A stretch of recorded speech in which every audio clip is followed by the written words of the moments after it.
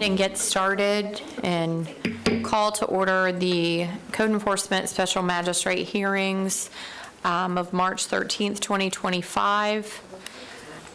The way that the process works is that the county will present its case first. It will provide any evidence and witnesses that it has, and you can cross-examine, but you would not be able to present any evidence until it's your turn.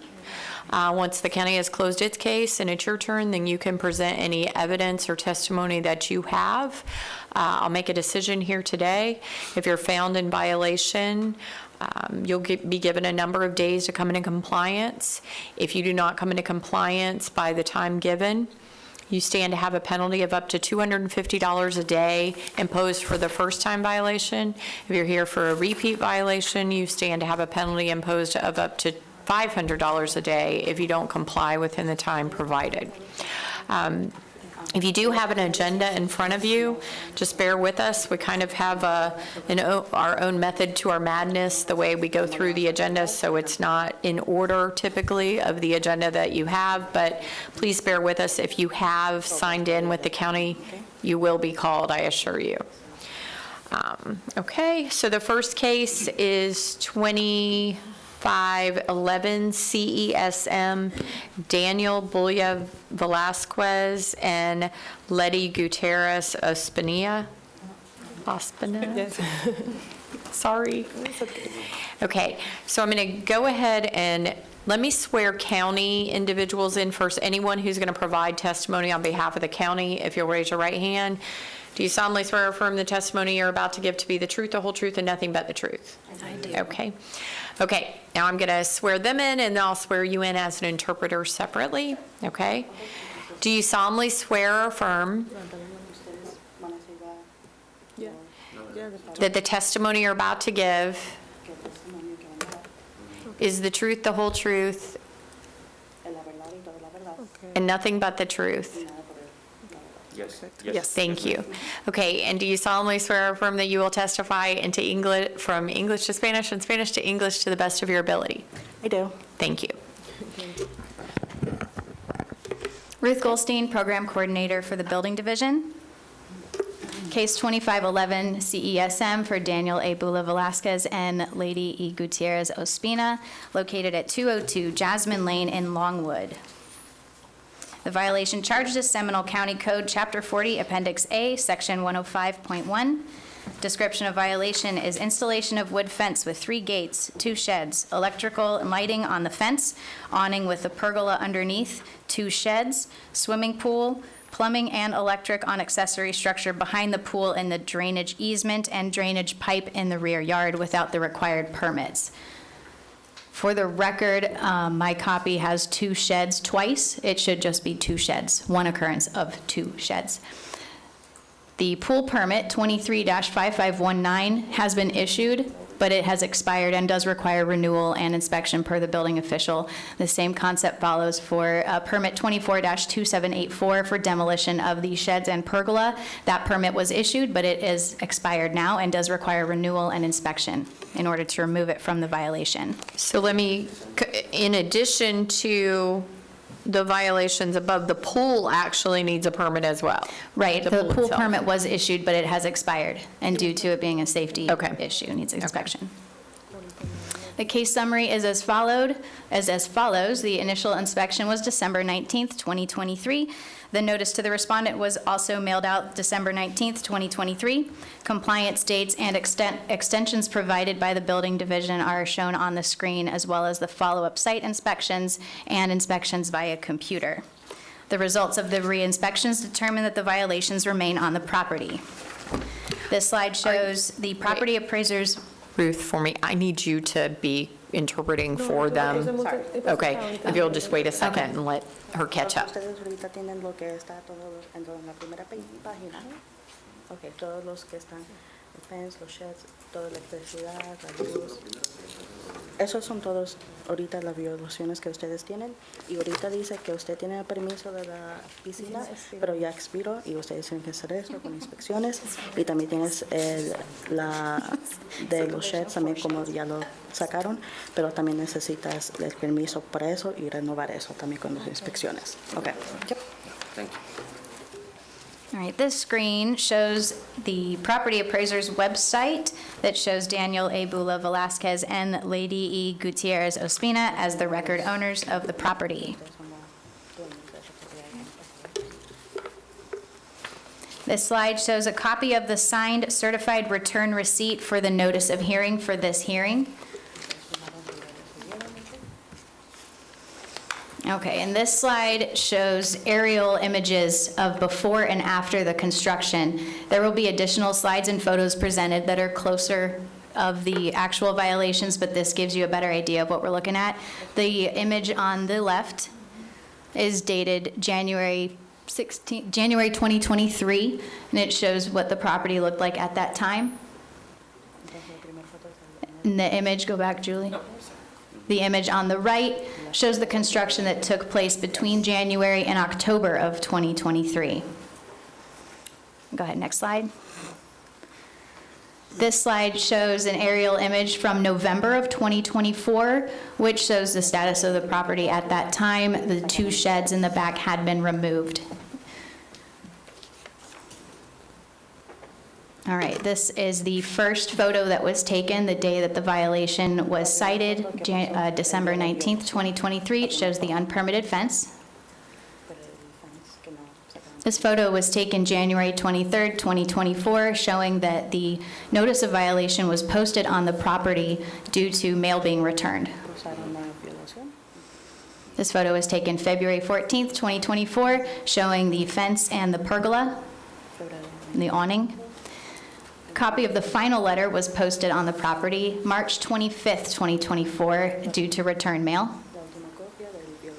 And again, June 21st, 2024, due to return mail.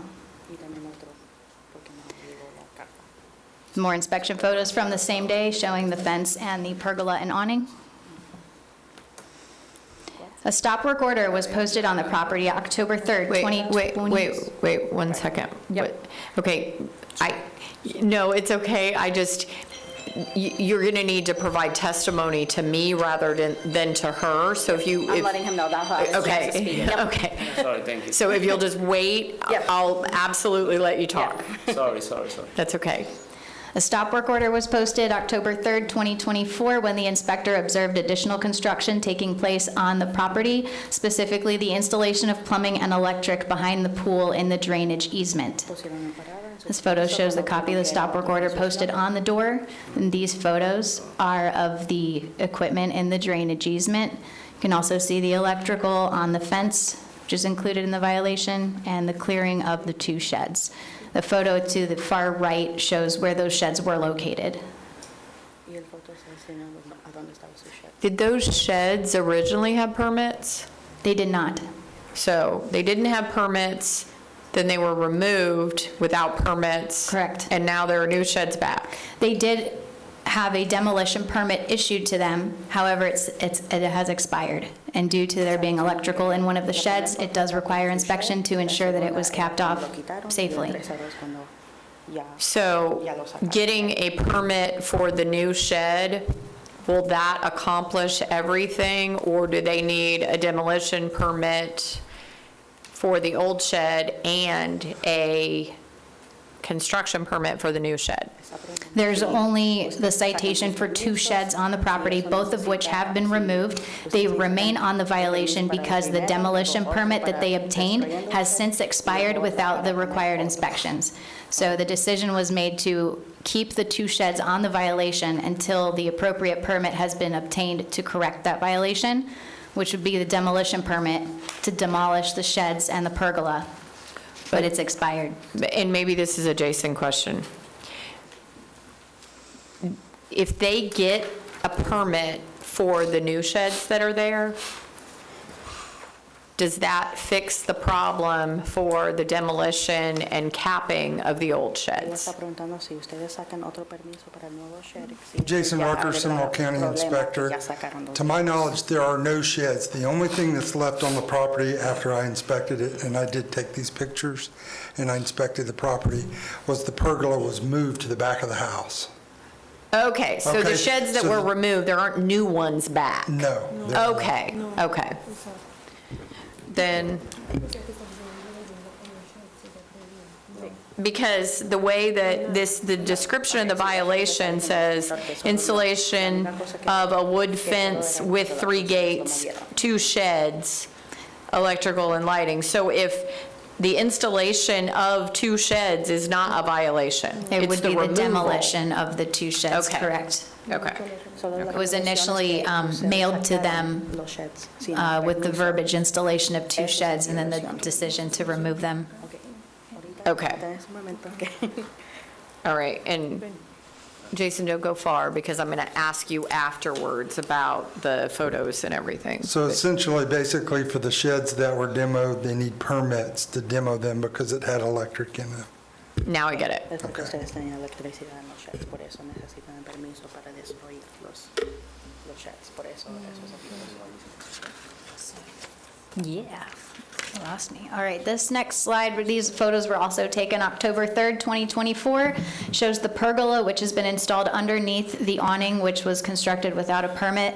The center photo is a closer version of the photo on the left, showing the pergola that's installed underneath that awning with electric. Fotos solo están señalando. And the third photo to the far right shows the accessory structure that was constructed in the rear yard behind the AC unit, which also does include electric. Y eso también- So that's kind of like a shed, is it? Yes, it is. We were calling it an y accessory esto structure también on the porque violation. este tenía Okay. We weren't sure what the electricidad. purpose of it was. Okay. Next slide. All right, more photos of the fence and the gates taken October 3rd, 2024. Now we've got the pool taken October 3rd, 2024. Again, that is still on the violation due to the expired permit. More photos of the fence that were taken more recently, February 25th, 2025. And this is a slide that shows the global screen of all of the permit applications that have been submitted for this parcel of record. Los permisos que ustedes sacaron. You can go So- back. Yeah, go back, Yeah. is there a current fence permit? The fence permit is 23, don't have my glasses. But it's the one that's labeled fence there, that's currently in PC status, which means plan check. To my knowledge, and Megan can come up here and testify for planning, but she did just approve her side of the corrections that were submitted to the applicant. So the task has been routed back to building for their subsequent review. So They're still why? working on it. What, it was in plan check since the date, the 12/22/23 date, is that the date it was pulled or the date that the last activity? That's the date that it was applied for. Okay. Ustedes aplicaron por eso. So, It has been consistently going through corrections the last few months. Okay. And the task is, as of today, it's submitted back to building, and Megan Zernowski can provide more testimony Y eso ahorita regarding the justo corrections that were ahorita needed. porque, okay, but está you gave revisando some otra vez en response el Yes, departamento de to. today. planning, Okay, que ya- okay. Ya se fue de nuestro departamento de planning. Yes. Okay, this is a copy of the permit application that was submitted for the fence. And these response comments are from February 18th, which were current as of yesterday, but are now no longer current because the permit has been going through review since the start of this hearing. Okay. Esos son los documentos del mes pasado. Next slide. This is Chapter 40, in which they are in violation of. Okay, the recommendation is based on the testimony and evidence presented in case number 25-11 CESM. It's determined that the respondents are the owners of record of the property located at 202 Jasmine Lane, Longwood, in Seminole County, as determined by the property appraiser's records, in possession or control of the property, and in violation of Seminole County Code Chapter 40, Appendix A, Section Ustedes son los dueños de la 105.1. casa y eso es la violación que ustedes tienen ahorita. It's further recommended that the special magistrate order the respondents to correct the violations on or before May 7th, 2025. In order to correct the violations, the respondent shall obtain the required permits for the cited violations. If the respondents do not comply with the order, a fine of $50 will be imposed for each day the violations continue or are repeated after compliance. The respondents must contact the inspector, Jason Rucker, to verify compliance. I've presented a copy of this presentation to the clerk and request it to be entered into the record. Okay, so before we get there, Jason, if you will, were you the individual who took all of the photos in the presentation? I took the majority of them. Some of them were done by the previous code enforcement, Vicki Hathaway. Okay, and were they then photos of record that are in the records of the county? Okay. Los que tomaron era del And you have personally que empezó los casos con esto. witnessed and seen each of the violations that have been indicated here? Correct, yes. I've been Okay. on property. I met with the owners on site. Okay. Okay. Do you have any objection to the document, this document being placed into evidence? Sí, la información que vieron ahí. Sí, usted puede hablar. Ok. ¿En qué está haciendo falta para cerrar esto? Porque ya...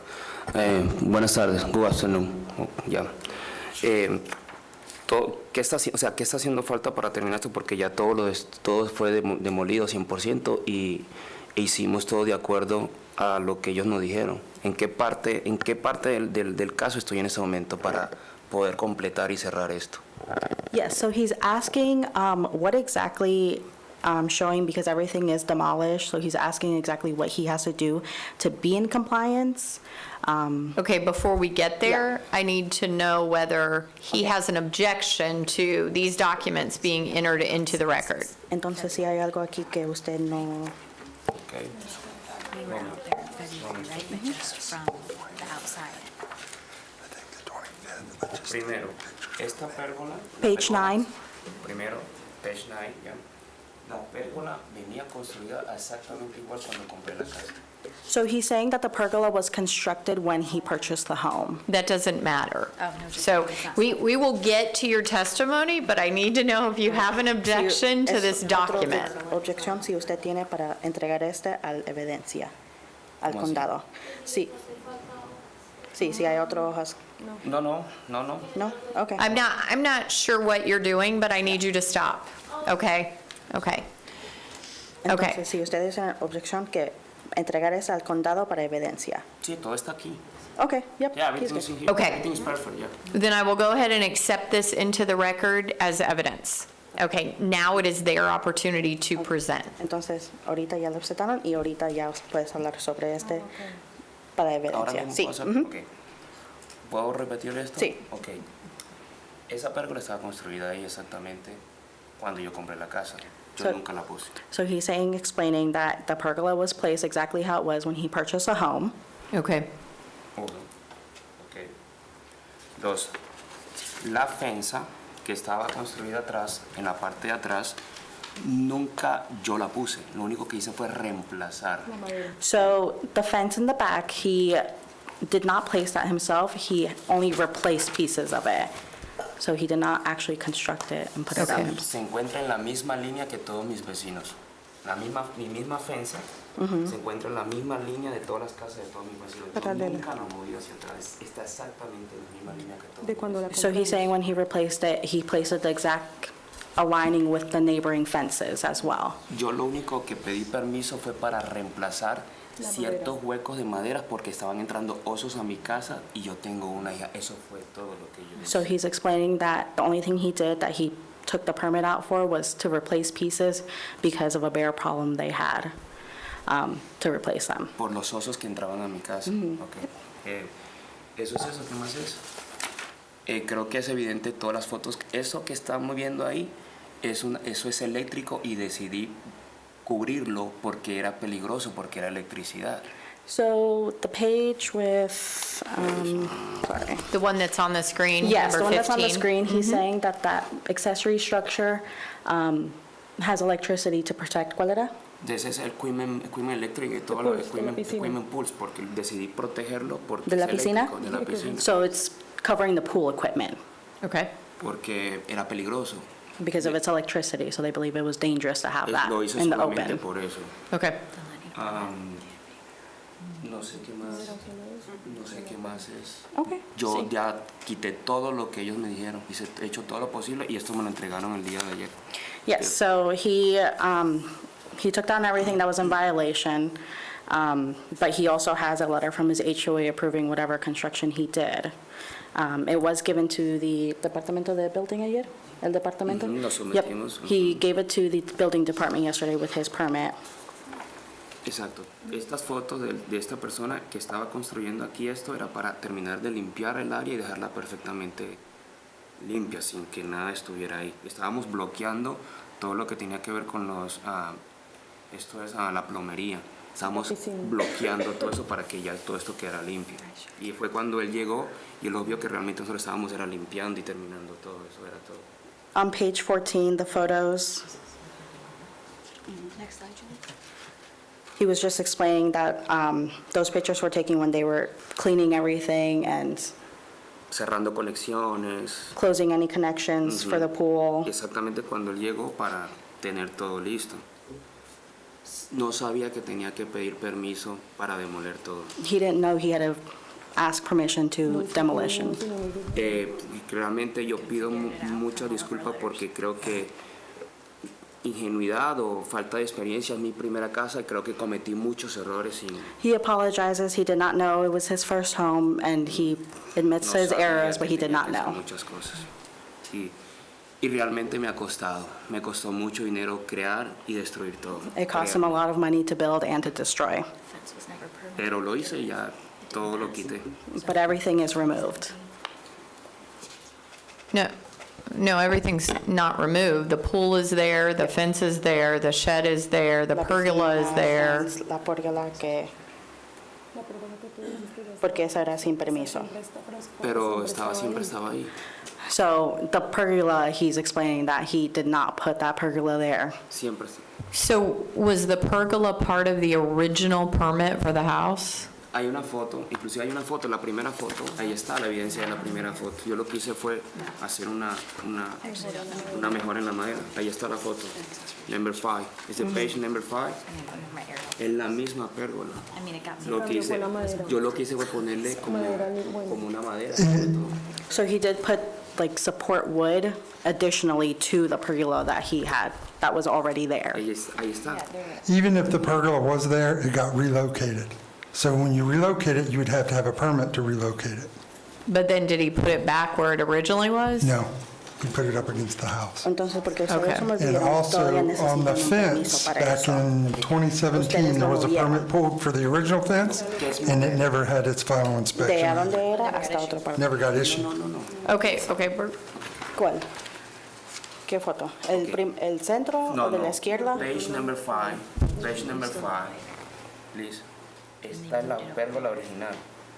This is Ahí an está. awning that they built over it. Can you have her go to that picture? That one. So on the left, he's explaining that's the original one. Y Y yo lo único que puse fue ponerle, es la misma pérgola. Yo la compré así tal cual la casa. sí. Yep, he's saying it's the same pergola. Esa que está aquí. so he did put it That's what we call the back. awning in the violation. And he's saying it's a pergola. He's saying it's the same pergola. The image on the right shows 3 red boxes at the top of that aerial image. That middle red box is the pergola. Entonces hay otro en el medio. Entonces la foto de la derecha. ¿No hay más? No hay En nada. la casa. Sí, no, pero eso todavía estaba, tienen las fotos. Entonces lo que está explicando es que la caja del medio del rojo que está arriba, eso también es una pergola. No, no está. Pero sí, pero estaba ahí y tienen evidencia de eso. Ah, sí, pero ya eso todo lo destruimos. Entonces por eso ellos también están diciendo eso. Nada de esto existe ahora en este momento. No, Nada de eso existe. Yep. Todo eso lo Todo destruye. nada existe, sí. Nada de eso existe. Sí, ellos entienden eso, Okay, sí. Okay, so he just wants to make sure that you guys know that those 3 boxes at the very top are not there anymore. Mira, en la página número 6 ya no existe nada. Yep. The one in the Yes. middle has now been relocated underneath the unpermitted awning. And how do we know that for sure? The last slide that you had up that shows the Entonces pergola está diciendo underneath the que awning. lo de la caja But he's de saying estaba it's ahí. not the same one. Entonces lo que How do we know that it is? en esta foto ella está diciendo que ese se movió abajo de aquí también. No, nunca, nunca. No, We have additional photos in the Imposible, physical es case imposible file. poder hacer eso. Is it new? So they're No. negating That's that irrelevant. that was moved under the current one. So what they explained saying that that one that's attached to the home was never moved. Eso siempre He only existió put ahí. additional wood under there to replace pieces. Sí. Y usted pusieron la madera y más madera. Yep. porque llovía y mira. One at a time. One at a time. One of you at a time. One or the other. Okay. Cualquiera de ustedes me pueden explicar. Esta pérgola siempre estaba ahí cuando yo compré la casa. Siempre. So that pergola was always there. Ustedes cambiaron los postes. No, la pinté, solo la pinté. Oh, he says he's painted it. Solo la pinté. Okay, but it's always been there. Yep, so he's been there. Ahí está la foto, mira. Siempre, yo traté siempre de explicarlo. The picture. Lo único, pero mira, lo único que yo puse nuevo fue estas tres.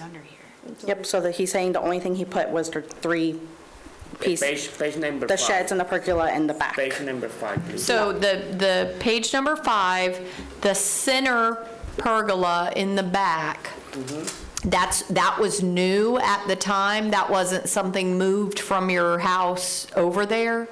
Eso ella está preguntando para verificar que eso es el nuevo, que no lo movió de su casa.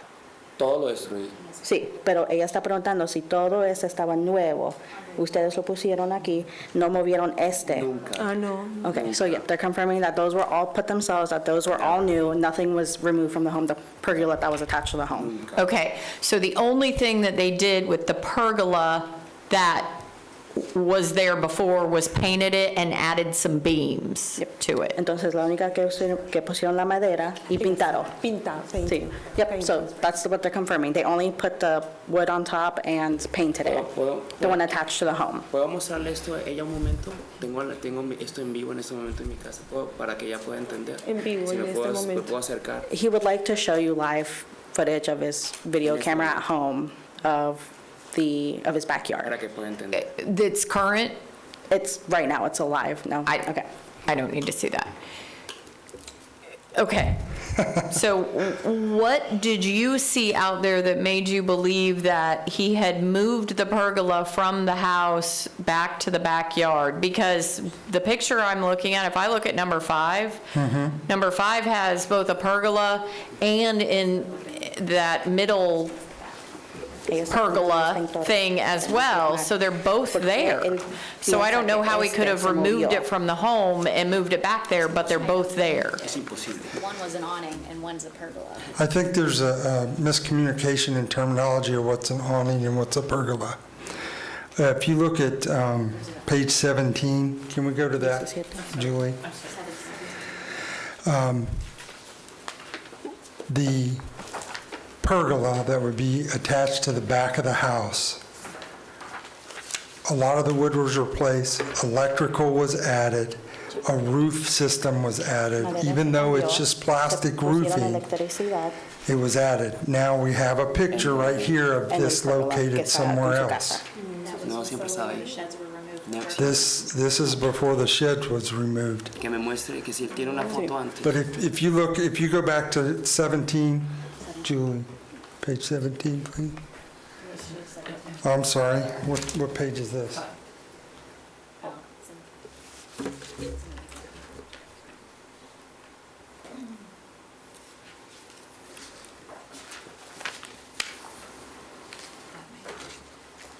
Okay, if you take a look at the small, on the left picture, if you look at the small box, Okay, And Esta foto then aquí. you look at the right picture and you look at the small box, you can definitely see that the roof has changed. Entonces el techo cambió. So it is in violation. Now, whether we're calling it the same thing, whether they're calling it a pergola instead of an awning, Entonces, that eso could es just algo be diferente construction cuando pusieron un misunderstanding. techo en el pergola. but I don't think that was the question, because I see the difference there, but I thought you were saying that the middle box on Which is that, yes. this picture over here Yes. was a portion of something that was moved over there. yeah, let me show you this picture here. ¿Cómo va a decir él que iba a ser ahí? The middle box is what we were calling the pergola, which was between the two sheds. I don't think anything, the way that I'm hearing their testimony is that nothing was removed off the house. Things were added to it to make a roof on it. Y lo quitamos todo. So this was back up against the fence, and you can see that this is exactly how it is. But it couldn't have been built new? We thought it was brand new. He said it was. That's what we thought too. But you all said it was moved from the house back here. Well, it had to was have in the been middle. built at some point. Now, he said before in his testimony that it was there before he bought the house. No, he said the one up against the house was there. The one not up against the house, he said was new and built. Okay, so this is the one up against the house Yes. Since they've moved ¿Cómo la in. voy a mover de ahí para decir? since they've moved in. It was Since they've moved in, not moved it, the sheds. Correct. okay? That's not in the same place, though. Right. Jason, go back to the. This is a photo of what we were calling the pergola, which I guess you took from the side and painted it, Estos son diferentes. installed underneath what we were calling the awning. Son dos diferentes pérgolas. Sí. And then the next photo, ¿Cómo voy a mover eso? La otra la destruí. that is what's now underneath the awning. Esa es la que- That structure was in the center of the two sheds, which were removed. They moved the two sheds, and they moved the pergola and bumped it up under the house. And how can you see that? Because this is what it looked like before, and then show the after of the back, this one. There you go. Entonces, lo que está diciendo- I can't see that is the same structure. How do you all know that's the same structure? Okay, there's another picture more in the pictures. slides that shows the angle from where it's underneath the house.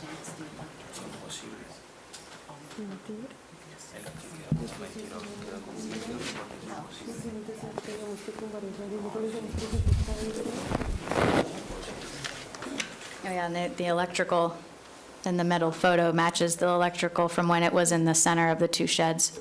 Okay, there's another picture too, Julie. Can we run through the pictures real quick, please?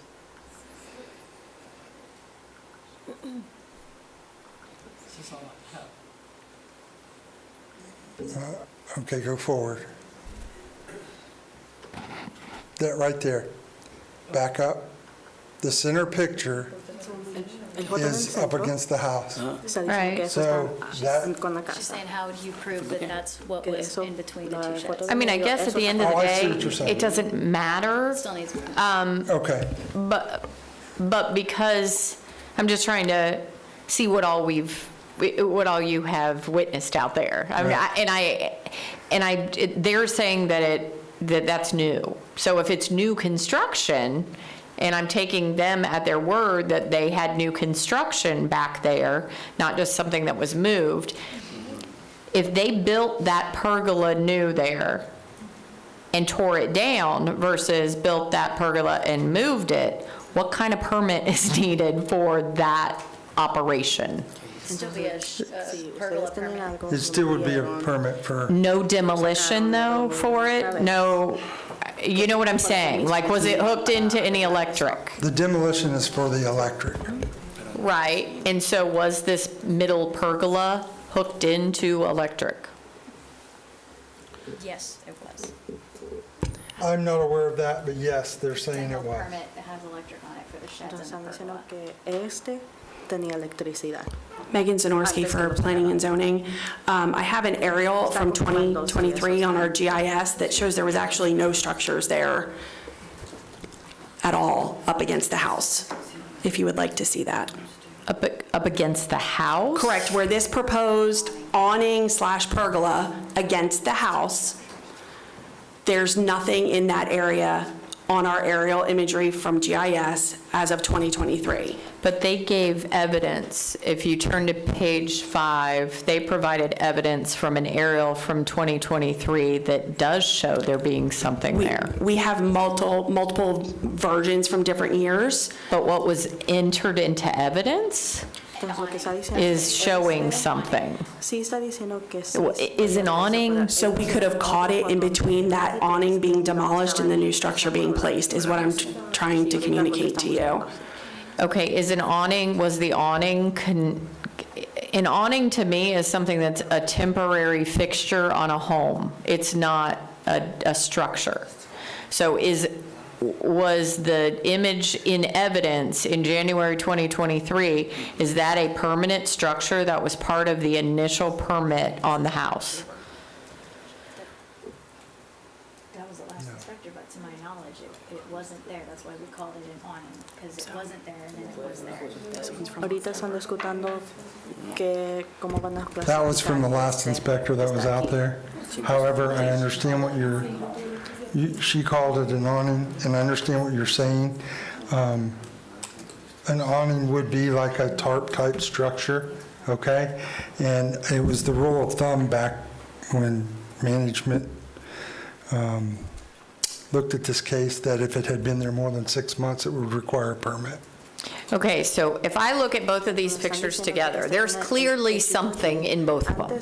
And the something is different in both of them. Yes. So, I don't know what, he's saying all he did was add roof planks to the top of Está it. verificando que usted Okay. solo dijo que So would that require a permit for Yes. him to add to an existing permitted structure like that? Yes. Okay. Entonces, ellos están diciendo, ella preguntó si ustedes necesitan sacar permiso para poner más cosas en ya tiene su permiso. Porque que ya tiene su permiso, que usted necesita sacar otro permiso para arreglarlo. So, Esa es la pregunta que ella está diciendo. so regardless of whether it was moved back and forth, the fact that they have added on to this, whether they want to call it a pergola or an awning or whatever, they have added on to something, it requires a permit. Entonces, como ya pusieron más adicional, eso sí requiere un permiso. Okay. Aunque si lo movieron, no lo movieron, pero si pusieses adicional, sí necesitan permiso. No pusimos adicional nada. Pero los pedazos de madera, eso es adicional que usted puso. Había madera podrida en la parte de arriba, había madera podrida, lo único que hicimos fue reemplazarla para que no se cayera y eso fue todo. They're just confirming that they only put the pieces of wood to reinforce it. Eso fue todo. It doesn't matter why they did it, it's the fact that they did it. Okay. Ustedes lo hicieron sin el permiso. Okay, so to me, that is altering the structure, Okay.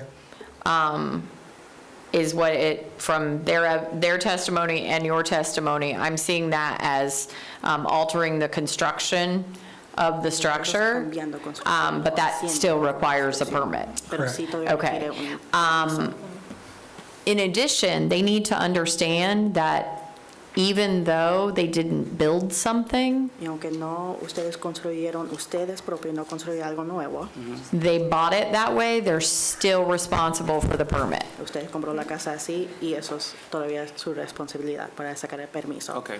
Okay. Okay, so in addition to the alteration of the structure, the pool, the plumbing and electrical, La piscina, plumbing, the electricidad, fence, el fence, all of those things need permits. todo eso necesita permiso.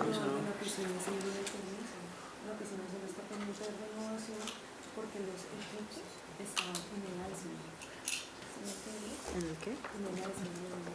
Oh, so she's saying that the pool did have the permit, but now she's waiting for it to be renewed because they had to move the pool equipment because it was in the easement. Okay, so is there nothing in the easement now? No hay nada en el easement No. ahora, ya movieron. Okay. Lo único que quedó fue el equipo de la oficina, pero ellos lo probaron, no les dieron. Dicen que no hay ningún problema. Es lo único. So the letter that they submitted from the HOA giving permission to put the fence, and it says installation of fence on private easement and installation of pool equipment. Their HOA gave them permission to do that. Okay, so if you all, because you all have here that it's in a drainage easement, is it in a county drainage easement or a different drainage easement? So on the plat was jointly dedicated. We did some research. It's dedicated directly to the HOA, the green belt. There's also a utility easement that runs directly on top of the green belt. It's a dual. So we have the green belt issue and we have a utility easement issue. So the county allows fences in utility easements with an estoppel letter because they can be removed if utilities needs to come in and do any maintenance. So the fence is not temporary structure, but it can be moved. The larger issue is the HOA letter that they're presenting or might be presenting states specifically in the subject line that it's the fence and the pool equipment, but in the body of the letter, they're only giving permission for the placement of the fence. They do not specifically call out the approval of the pool equipment because they want to visit whether or not it's a green belt or just a utility easement. They're saying they move the pool equipment, though. However, we haven't had the pool permit resubmitted showing that. And the county does not allow any encroachments into utility easements for structures. Okay. So that would be a pool heater, pool equipment, the accessory structure with a roof on it to cover the pool equipment. Anything that's constructed other than the fence take the green belt out of that. Anything other than a fence would not be approved in a utility easement, let alone a green belt, which is supposed to be in its natural, unaltered, uncleared state. They would like you to read their HOA letter, if that's possible. Yeah, absolutely. They can I mean, I think they're going to more need that, and I absolutely will read it, and we can take a copy of it for this proceeding, but I think they're going to need it for their permit, but Ellos dicen, lo puede entregar, pero si no le necesitas que usted ya lo tiene para esto para su. So this was submitted with the fence permit. Already? Already. Okay. Just so you're aware. And the fence permit has been approved by zoning, specifically only allowing the fence under that permit, no additional structures per the letter. And it is now with building. We had to notify building because the fence is for pool safety, and that also goes through plans examiner review. So it should be with the plans examiner this afternoon for review of that fence, the placement and location for pool safety. Por la seguridad del piscina. Pero a mí me mandaron a poner unos resortes y unas cosas para las piscinas, para las puertas, y yo arreglé todo eso. Megan, can you please repeat that so I can translate what you said? Which portion? For the fence, for the pool, So zoning has completed and approved, the fence is placed with the HOA letter. Okay, entonces ya completaron con el HOA del permiso del fence. However, it needs to go to the building plans examiner because on the fence checklist, it states it's for pool safety to secure the pool, which needs to go to a plans examiner for review. Entonces ahorita ya se fue otra vez al departamento de building y ahorita ellos tienen que revisar eso porque eso fence dice que es para la seguridad de la piscina. estuvo visitándonos alguien del Seminole County y dijo que no necesitábamos algo como una fence alrededor del screen de la Sí. piscina. So they're saying that somebody came out from the county to inspect and saying that they did not need like a mesh covering, mesh fence around the pool. Correct, that is because they've applied for this fence permit, which is what is going to the plans examiner, is the fence, not the mesh around the pool, but the fence around the perimeter of the property. Entonces eso por el propósito del fence, que eso no necesitas del mesh fence, pero el fence está por toda la propiedad. Pero ya las puertas las corregimos, tiene un sistema automático de abrir y cerrado, todo eso lo cambiamos porque Fue del seminal county que nos Sí, dijo no que- están hablando de eso, pero yo le digo. Okay, okay. Yep. Not related to it really, but he's saying that the gates that they have automáticos. are automatic, they open, close, ¿qué más? He hecho todo lo posible para solucionar todos los problemas realmente. Haciendo todo, o sea, todas las fensas en este momento están bien para, supuestamente con seguridad, para que me den el permiso de la piscina. Yep, so he's just making sure, verifying that the fence is with security for the pool. Correct, that's why it was routed to a building plans examiner, but I will say that the fence checklist nor the site plan listed gates. So upon inspection of the inspector, because I only have what is in front of me to review when they submit the permit application, they may need to revise the permit upon inspection, depending on what's in the field. Sí, entonces, Yeah, it's not automatic So- gates. It's spring-loaded gates that close because the pool code requires them to automatically close. Okay, sí, entonces ellos están diciendo que no son automáticos, pero se llaman spring loaded, que eso cierra la puerta Sí, por ya la yo seguridad. arreglé, yo Okay. solucioné todo eso. Yep. Okay, so then the only other question that I have is it also indicates electrical and lighting on the fence. So if the fence permit is issued, does that include the electrical on the fence? It does not from a zoning perspective. It's been between building and planning ¿Usted ve la foto? that they have to do the electric separately because that is a permanent structure, again, that shouldn't be tied to a fence that's in a utility easement, depending on what it's attached to, so that's reviewed separately. So Quito. could the electrical be denied a permit, but the fence get a permit? Yes. Yes. Diciendo que el permiso de fence podía ser bien, pero con la electricidad de luz lo podían. Dile que yo no tengo ningún problema en removerlo. Por lo que quiero terminar es esto. So he has no problem removing the electricity and the lighting off the fence. If you have to. Yep. You know, you need to go through the process and you need to remain in contact with the county at all times. Sí. Yo lo que quiero es que le digas a todos ellos, que me digan, yo quiero es arreglar todo esto. Llevo 2 años realmente en esta pelea. Yep, he wants to just go ahead and be done with this and fix this since it's been 2 years. He hecho todo lo posible por todo lo que ellos me dicen, yo todo lo hago. He's done everything that's possible. Lo que ellos me digan lo voy a hacer para poder arreglar todo eso. No tengo ningún problema. However you guys decide, he'll go ahead and do it to fix the issues. Okay. Yes. I just wanted to ask that Megan go over the electric and pool equipment in that easement one more time. I just want to make sure that they understand. I don't think this is the place for that. Okay, I think that is a meeting that needs to be had, and that was going to be my next question. okay. Has the communication been difficult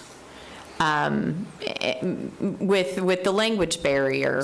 So we do have a staff member on the second floor. Her name is Jay. We work very closely. She's on my team. She understands variances, setbacks. She actually does some fence permit review for me or with me. And she's been the one that's been communicating with them through me. So basically, she'll relay comments or meet with them at the counter. I've met with them as well at the counter multiple times, trying to explain to them the encroachment into the easement. It has been difficult. We've had multiple submittals that haven't satisfied zoning review, mostly due to the letter not meeting the standard because their letter previously specifically excluded the green belt. So I couldn't approve the fence in the green belt when they didn't specifically approve the fence to be located in the green belt. But the green belt aside, we still have the utility easement that runs contiguously with it. And that's the issue that we're having now is that can be resolved with the pool permit, the electrical and the shed. I don't know if that need to be permitted separately, the covering for the pool equipment, the pump house, if you will. None of those structures can encroach into that green belt. Because it's also utility easement, whether the HOA approves it or not, we have a utility easement. Okay. So, Dice utility easement, drainage easement, pero no dice green belt. Sí, ella sí. Sí. Dile que si puede verificar. They're confirming that they're saying that it does state Greenbelt in that letter. Yes, it does. Ahí dice. It does. Okay. So I'm going to find that there is a violation of the code for failure to have the necessary permits. Entonces sí va a confirmar que sí hay violaciones, que no sacaron los propios permisos.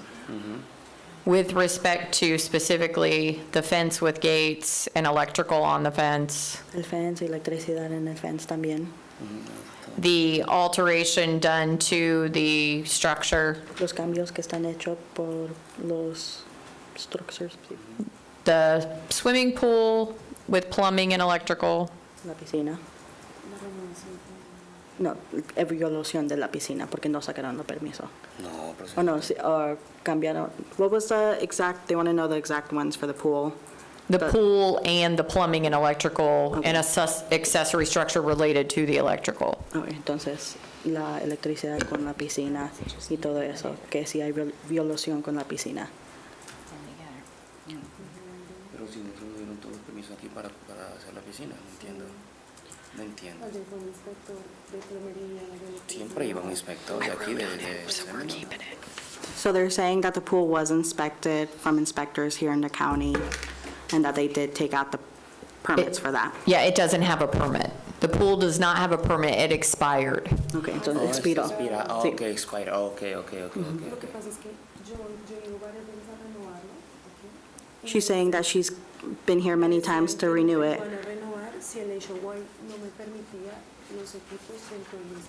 She said that she came here to renew the permits multiple times, but that she was not going to get the permits if she did not bring that letter from the HOA approving the equipment in the easement. She thought with this letter from the HOA, she'd be able to renew the permit.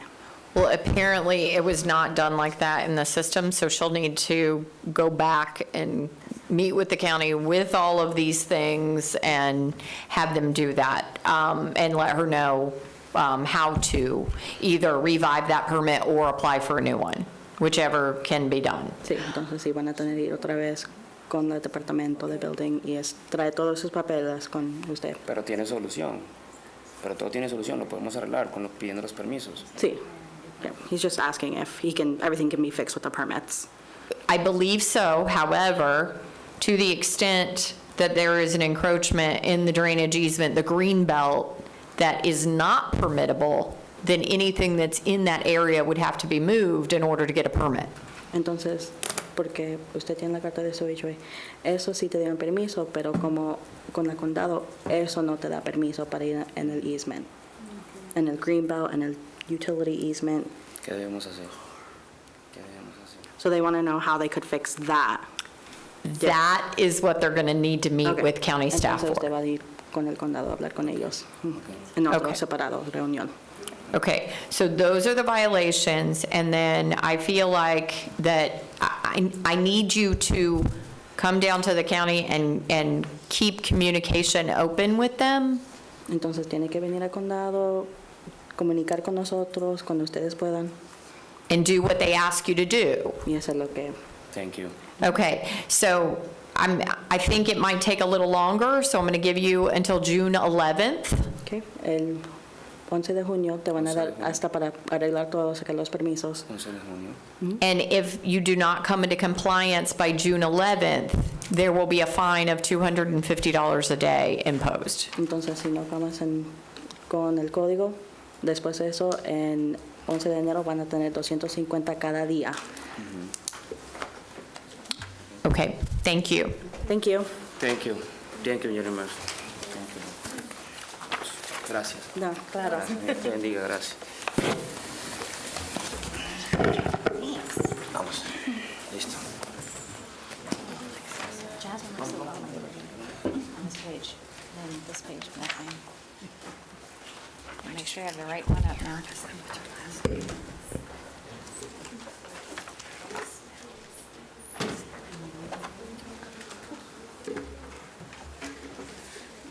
What do we got next? Thank you, Karina. Of course. Need some water? Yeah. We have number 2. Corina, thank you. Of course, no problem.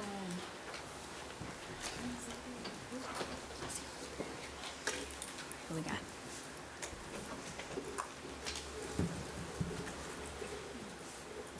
Did we give them a copy of the PowerPoint? Yes. Oh, okay, you're fast. Dang, quick.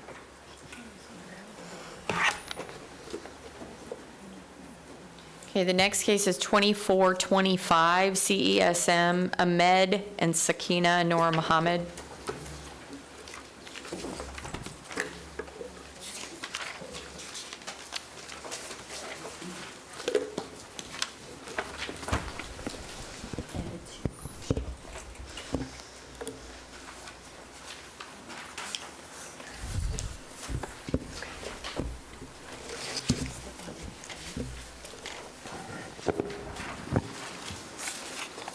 Good afternoon, Your Honor. For the record, McGregor Love, 215 North Eola Drive. Yes, sir. Ruth Goldstein, Building Division. Okay. Case 24-25 CESM for Ahmed and Sakina Nur Mohammed, located at 846 Isle Point in Sanford, Seminole County. On February 13th, 2025, an order was issued extending the compliance date to March 12th, 2025, with a meeting scheduled for March 13th, 2025. An affidavit of noncompliance was filed by the inspector after reinspection on March 13th, 2025. The administrative cost to process this case for the clerk totals $305.73. The administrative cost to process this case for the inspector totals $581.12. The total administrative cost to process this case to date for both the clerk and the inspector is $886.85. County recommendations: the special magistrate issues an order constituting a lien retroactively to March 12, 2025 at $50 per day and continues to accrue until in compliance. Jason Rucker, the inspector, is here for further comment for the building division if needed. And this concludes my presentation. Thank you. When we were last year, I guess almost exactly a month ago, the county was directed to process the permit. The next day, my client submitted the plans that were sent to you and ahead of the last meeting. Those were under review, and I don't know exactly, maybe somebody from the county can provide more context, because we followed up earlier this week about the status of review. My client had actually been directed to come in, sign some paperwork associated with the revised plans, and when I asked him what the status was, he said he hadn't heard anything. We were sent an email that had comments from the 19th of February that he never received. And I think that they may have had some clerical errors in them, because they cited the surveyor's notes that you directed us, or don't control this issue.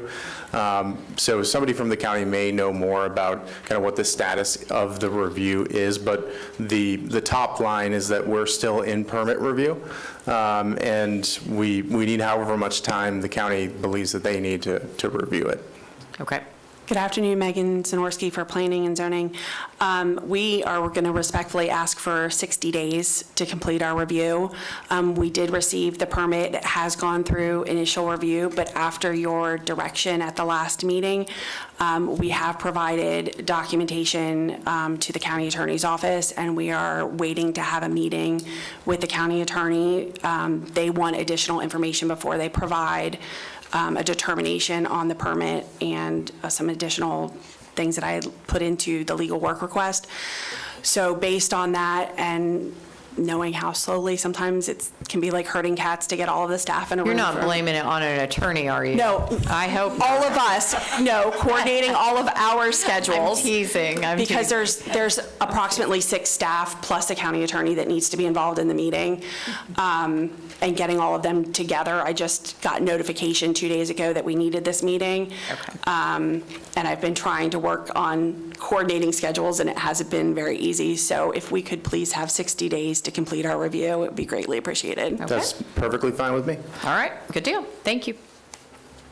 60 days. There we go. Granted. Thank you, Your Honor. So we'll see you back here on May 8th, Excellent. Thank you. hopefully with a permit. Hope so. You're welcome.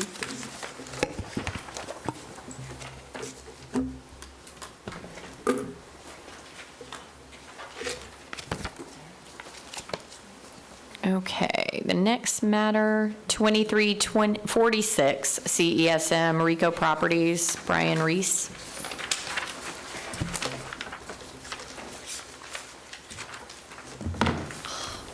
Thank you.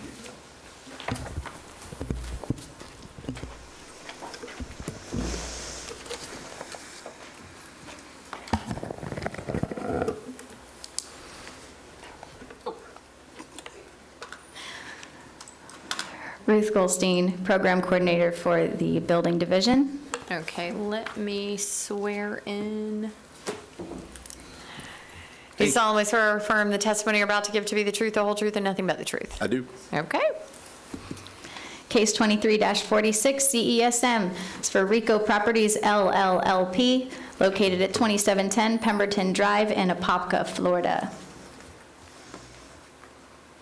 On September 12, 2024, the special magistrate issued an order extending the compliance date to March 12, 2025, with a compliance date of March 13, 2025. An affidavit of noncompliance was filed by the inspector after reinspection on March 13, 2025. The administrative cost for the clerk on this case totals $425.05. The administrative cost for the inspector on this case totals $714.29. And the total administrative cost for this case for both the clerk and the inspector is $1,139.34. The recommendation is the special magistrate issue an order constituting a lien back to March 12th, 2025 at $50 per day and continues to accrue until compliance is reached. Jason Ruckers, the building inspector, available for further comment. This concludes my presentation. Well, I've got good news, Your Honor. Since we last met, we have completed 2 of our permits, and Okay. so we're making great strides to become compliant. However, I'm not certain why we're not in compliance now, because initially, it was our understanding that the only thing that we were in violation was the second floor mezzanine that was unpermitted and within the actual structure.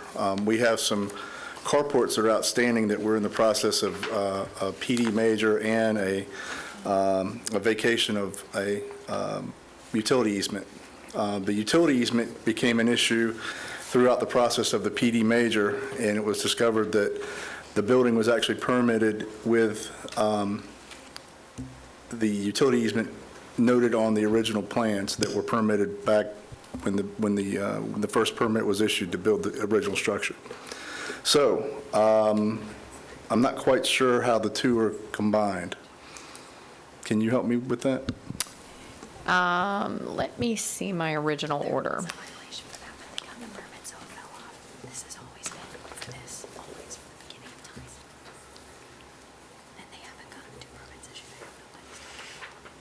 Thank you. So, the original order was related to the construction of the interior, exterior renovations, including the second floor area and canopies without the necessary permits. Okay, so you're saying that the canopies were enjoined, okay. All right, that clears it up. Okay. My understanding was that they were 2 separate issues. No, I think they were both included in the Okay, order. my mistake. In regard to the canopies, we have removed the building. We've done everything that planning has asked us to do. We've went through great lengths and great cost to remove the structures that were actually in the utility easement, put up a new fence. We're probably $400,000 into this deal, without exaggeration. And I would pray for mercy from the court in regard to these fines that we're accruing every day, if it would be possible to waive them, or at least consider waiving them. Well, how far away from the final permits are they? We are in the process of going through a PD major amendment. We initially, Oh, yeah. okay. We initially had filed for a minor, and throughout the review process, it was determined that we needed to actually apply for a PD major. And the PD change, is really dependent on these carports? Yes, Your Honor. Good afternoon, Megan Zanorsky for Planning and Zoning. My understanding was we were supposed to have the planner here that is familiar with this project. She just walked out. So I'm somewhat familiar with this due to staff meeting that we had. Vacates can take anywhere from 3 to 6 months, and the PD amendment, and I don't know if they're running them at the same time. We are. They're running the project simultaneously. So 3 to 6 months, depending on how responsive they are to comments. So your compliance hearing would fall on whether or not those are done, and then their permitting process after those are completed. And I think Caitlin's actually walking in now for additional She is. information. Caitlin, if you'll come up, please, and be sworn. Do you solemnly swear or affirm the testimony you're about to give to be the truth, the whole truth, and nothing but the truth? I do. Okay. Can you tell us a little bit about how the process for the PD major that they're having to go through, how it is, these carports and the permits for the carport are dependent upon that? Yep, so they can't approve those permits until that PD major amendment goes through. The vacate itself is not holding up the PD amendment. Like Mr. Sims said, the vacate is necessary because of some old platted utility easements that were there when the site was approved. That's not holding up the amendment, but it will hold up, it'll hold up the site plan. Okay. A site plan will be needed after the PD amendment is heard. So there's going to be something else you have to Yep, do? there's 3 total processes here for planning. Now, can he do the site plan simultaneously as well? At his own risk, he can. So the PD major amendment is going to be heard by the Planning and Zoning Commission for recommendation, and then the BCC will make final approval And or what- denial. What are those dates? We have not scheduled it yet. We are on our 3rd review cycle. Mr. Sims has been really communicative with planning Okay. staff about resubmitting, but there are just a few more details that we need on the plan before we can schedule for planning and zoning. But as soon as we can, we get an additional submittal. And if he's meeting all staff comments, then we can schedule. Okay, so BOCC approves the PUD major, and how much time after that is site plan review? Once that's approved, you can, so technically he can submit for a site plan now, but if they deny it, then. He's out the money that he spent, but if they deny it, then he's got a bigger problem anyway, because of all the carports where they sit. Yeah. But if they're approved, the cost of the site plan could be done simultaneously, but if it's not, and it's done after the 3-month period, how long does a site plan review and approval take? So it submits, it goes through review coordinator for accuracy of documents. I think the first review cycle is 10 business days approximately. So the most of approval? I would say honestly, it could be depends on completeness of site plan, if there are any staff comments. Say it's Often- perfect. Perfect, okay. It will be. There's a pre-con meeting I know afterwards, but I'm less involved with that process. Maybe honestly, 1 to 2 months. If Okay. it's perfect. Okay. You know And it's then gonna they be have to permit when they're done. Yes. So my recommendation would be 6 months Yeah, I to was bring them about to back. say 6 months, but but the permits everything's done with the permits? They're just waiting for all these other processes? No, yeah, we haven't been able to apply for the permits because of these processes. You can't even apply, you can't even do We can- the minimum on them? Correct. Now, that didn't have anything to do with the other permits that we. That was fine, Yes, because ma'am. We've yes. completed everything inside the building. Okay. Satisfactory, I might add. So the interior, okay, let me see my order again, I'm sorry. The front of this, I think, was revised. While you're thinking about that, if you wanted to add into your order that we could continue it based on staff recommendation to you, so that if he's not done in 6 months, if we could notify you to get an amended order. That way, if he needs another additional 3 months because the site plan process or any of this process is taking him additionally longer, we would not need to bring him back until such time as those things are complete, and then hopefully he's going through the building permit process and getting them approved. So technically, you don't have to bring him back. If you all are recommending a continuance that is a staff necessitated continuance, you don't have to bring him back and notice him. You have to notice him, but you can tell him he doesn't have to be here if he's in agreement with the continuance. Absolutely. So that's absolutely acceptable as long as you indicate to me that you have communicated that with him and you're providing me the notice of hearing for today's hearing and those sort of things.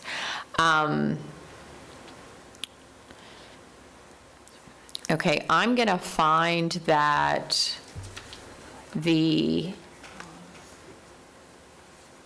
so it's the interior and exterior renovations, those permits have both been issued. And completed. Correct. Okay. Yes, that's the addition permit that you see there at the bottom.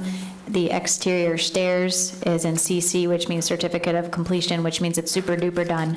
And then they have 3, there you go, Not just regular done, just super done. done. They've Way been done. certified, done.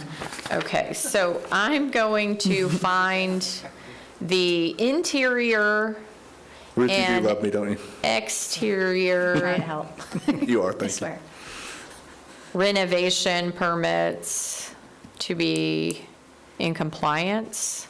And they did, to back up what he said, they did remove some of those exterior canopies that were in the easement, I think. But they did all Actually, of they- that in accordance with whatever. Right, that was all good to permitting. go. The only one that Actually, they is weren't. remaining is the one canopy and the Canopies. 3 carports. That structure there Okay. is the only one that we haven't received a permit for, but as I understand, that might be part of the P&D major site plan amendment too, so we Actually, I always think that one understood. was permitted on the original drawing, wasn't it?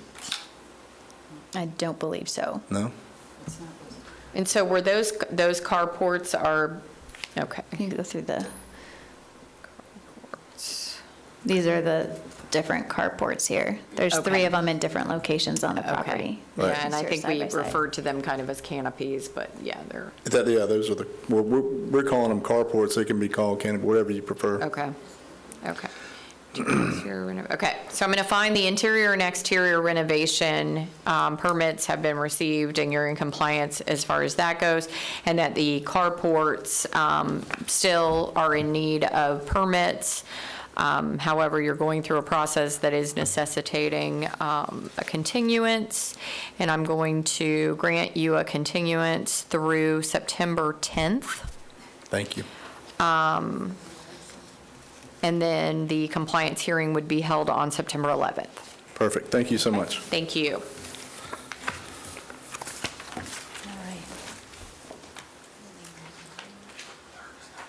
Third time's a charm. Right? Thanks, man. You'll be good. Thank you for your help. Yeah. Thank you.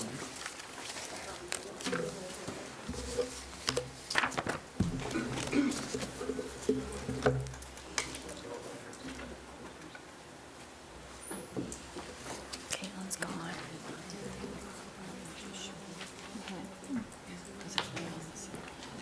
They talk.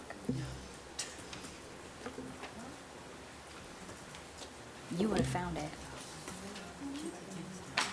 You spent like an hour looking at those aerials. I know. We were hoping it was gone. That was crazy, that one, that was. Expert day. Okay. Did Megan say 3? Next case, 2447 CESM Armando Calero. And we will also hear 2449 CESM back-to-back, Armando Calero as well.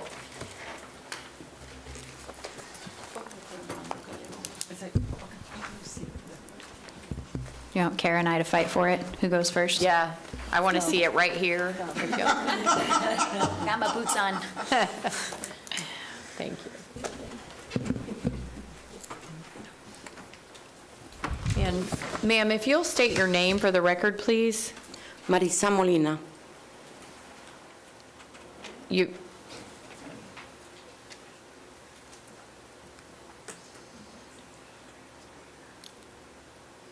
Marissa Molina, is that what? Yes, Your Okay. Honor. Ms. Molina, if you'll raise your right hand, please. Do you solemnly swear or affirm the testimony you're about to give to be the truth, the whole truth, and nothing but the truth? I do. Thank you. Thanks.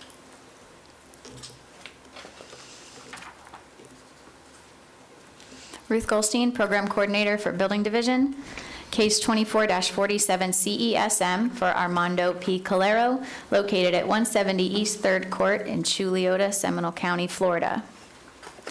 On November 14th, an order was issued giving the respondent a compliance date of March 12th, 2025, with a meeting scheduled for March 13th, 2025. An affidavit of noncompliance was filed by the inspector after reinspection on March 13th, 2025. The administrative cost to process this case for the clerk totals $188.15. The administrative cost to process this case for the inspector totals $682.66. And the total administrative cost to process this case for both the clerk and the inspector is $870.81. The recommendation is the special magistrate issues an order constituting a lien retroactively to March 12th, 2025 at $250 per day and continues to accrue until in compliance. Building Code Inspector Jason Rucker is here for further questions. This concludes my presentation. Okay, so no permits have still been received. The slide on the screen shows that there are 2 permit applications currently in PC status, which means they're under review. That top one for the Lanai addition is permit 24-3465 and alteration permit 24-8073. Yep. And are those the only 2 permits that are needed?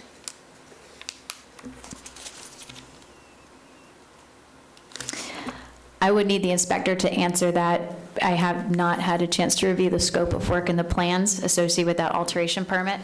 Okay, so Jason, if you'll provide me with the testimony related to what still is outstanding on the property and any photos? The shed and the pool have been demoed, so the permit for that is, should be completed. That's issued, yeah. Yeah, This alteration permit. yeah, the alteration permit is not completed and it still remains on the property when I last inspected it, so they would still need to complete those other 2 permits. So for the Lanai addition, which is the exterior construction, and then some interior construction, There's also a pool enclosure that has not been permitted, and there's no application for that. and if that is going to be torn down, does it need a permit? I don't know if it's electric, there's no There's pool. no electric, so no. Okay, so they could just remove it to come As into long as it's not compliance? attached, if it's attached to the house, we would need to see a permit. but- Okay, okay, so, Is it but attached? to come into compliance, they could Yeah. remove it as well? Mm-hmm. Okay. Yes, ma'am? This is the interior. Well, I'm here to be for them because they couldn't be here, but they told me that the one thing that was pending for them was a conversion from the multifamily to the single family, that was going to be resolved by enclosing the outside stairs, and that the blueprints have been submitted, the architect has signed them, and the county is reviewing that as we speak.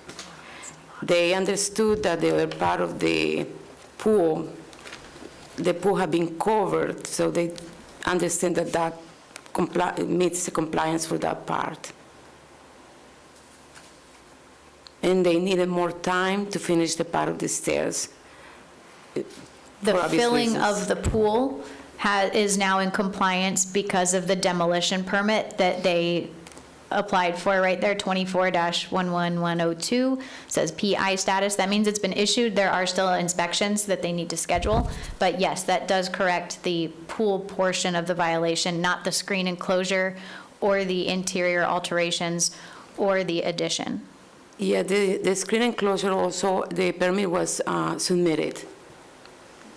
Which Do you know which one of those permits on the screen is for the screen enclosure? I would say the lanai. You'd have to look at the plans, but I Yeah, don't I'm think that not that's sure. it.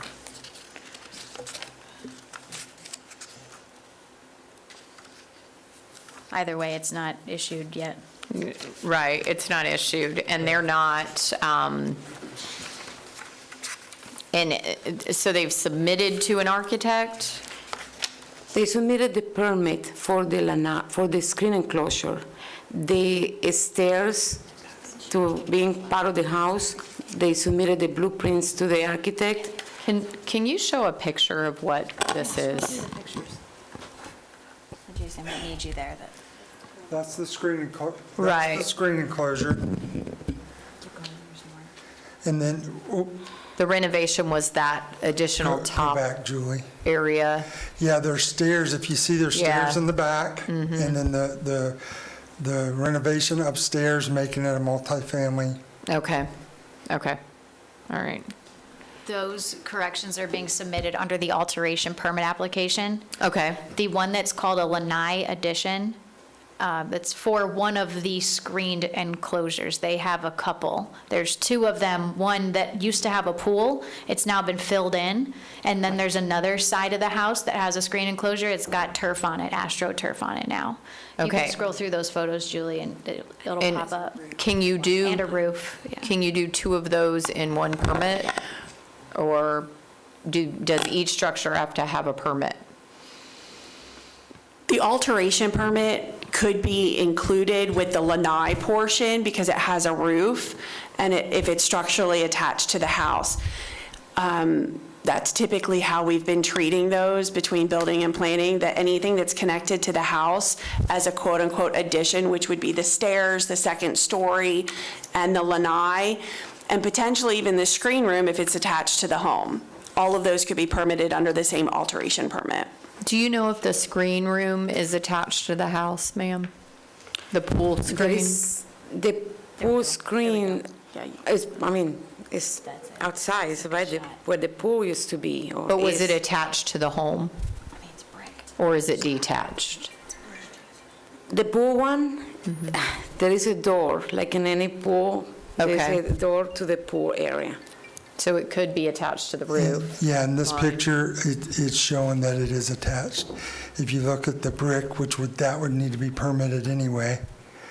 If you look all the way through where the artificial turf is, to the other side, it's attached to the eave of the house on the other side. Oh, I thought you were saying that the turf one wasn't the pool one, that was a different one. Yeah, that is. I think that's what they're calling the lanai addition. We'd But have to then- look at the site plan itself. Okay, and then Of the the pool permit screen is different completely? Correct. The Okay. first photo that had just dirt, they filled in the pool with dirt, so now it's just flat and dirt. Okay. And that permit, ma'am, just for your knowledge, for the lanai is in submissions. They submitted it just a couple of days ago. It has not been routed for review by any staff member. Okay. So I have not seen a site plan or any plans for those structures. So had there been any communication prior to them submitting? So I've had a few meetings with the property owner and the design professional trying to explain to them that and this ties into Kara's case as well, with the addition on the second floor that makes it multifamily, that staircase needs to connect interior living space of the first floor to interior living space of the second floor. The plans continue to show them, even though the stairs are enclosed, it is not connecting living space to living space. I spent a significant amount of time on a Teams meeting communicating and showing them if you could put it here, you could put it there to connect in to tie the living space, to visually show them it has to go either a door, like you've got to have some connection into the house, or you've got to make a connection into the house to connect the living areas.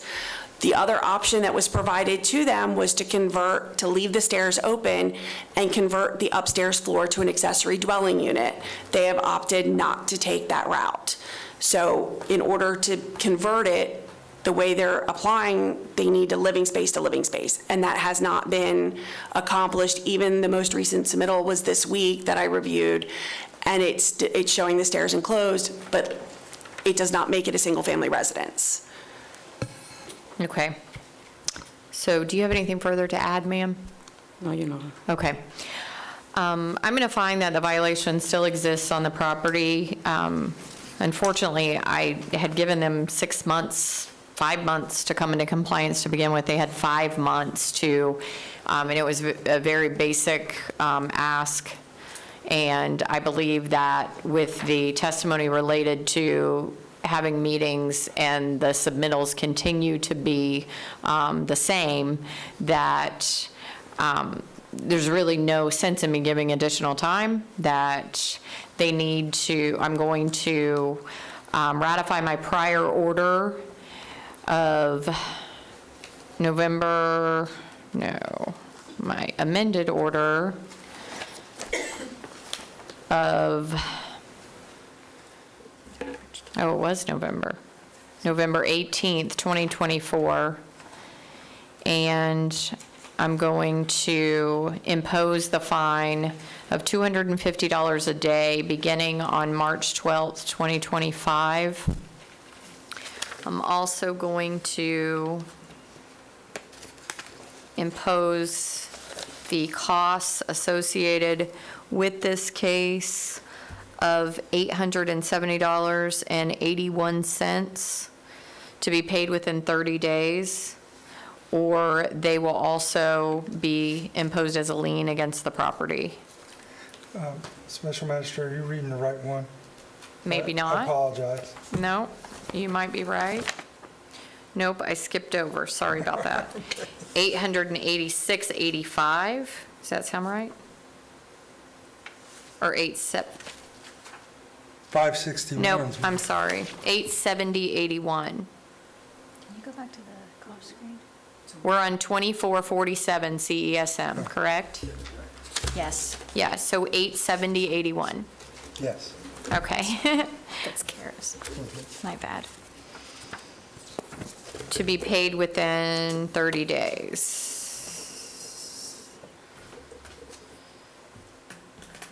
Okay, Thank you. thank you. Thank you. Yes, and we have ma'am, we have another case. Oh, yeah, Kara. Are you the representative for this case as well? For Kara? No, it's your same Armando Calero? Yes.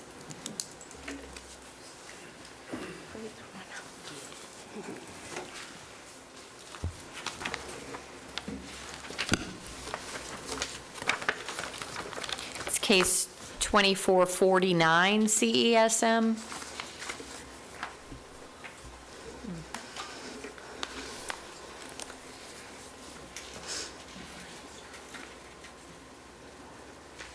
Kara, you were sworn previously? Yes, ma'am. Okay. Officer Hill, Seminole County Sheriff's Office Code Enforcement East Region. This is case number 2449 CESM, respondent Armando P. Calero, located at 170 East 3rd Court in Chuliota. Violation charged with Seminole County Land Development Code, Chapter 30, Part 11, Section 30.182. Use is permitted. A multifamily dwelling is not a permitted use in an R1 zoning district. My initial inspection was October 12th of 2023. The special magistrate orders were for November 13th, 2024 and March 12th, 2025. My follow-up inspections were November 13th, 2024 and yesterday. The results of my inspection is the violation of a multifamily dwelling remains on the subject property. The next few photos are going to be from the inspections per the special magistrate's order. These were taken on my initial inspection back in 2023. Same date, these were taken for the first magistrate order, still not in compliance.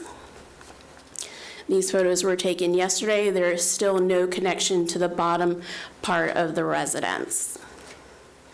The suggested recommendation by the code enforcement officer is based on the testimony and evidence presented in case 2449 CESM. It's determined that the respondent, Armando P. Calero, is the owner of record located at 170 East 3rd Court in Seminole County, is determined by property appraiser's records, in possession of control of the property, and is in violation of Seminole County Land Development Code, Chapter 30, Part 11, Section 30.182, uses permitted. I am requesting that the special magistrate issue an order constituting a lien retroactively back to March 12th at $250 per day and continues to accrue until in compliance. This concludes my presentation. What are the costs associated with this matter? The cost for the sheriff's office is, excuse me, wrong number, okay. $313.53. The clerk's cost $247.81 for a total of $561.34. And would you like to submit the photos that were taken for today into the record? Yes, ma'am. Okay, do you have any objection to the photos that were taken, the new photos taken today by the officer submitted into the record as evidence? No. Okay, the photos will be accepted. Do you have anything you'd like to add? No. Okay, I'm going to go ahead and in 2449 CESM, I'm going to find that the property remains in violation. I'm going to impose the fine in my prior order of March 12th, 2025, as of March 12th, 2025, at $250 a day. And I'm going to impose costs in the amount of $561.34 to be paid within 30 days, or they will be recorded as a lien against the property. Thank you. Can I ask you a question? Yes. All these fines, will they get a letter letting them know that they have to pay all these things? Yes, they will get an order in the mail. Okay, Thank you. thanks.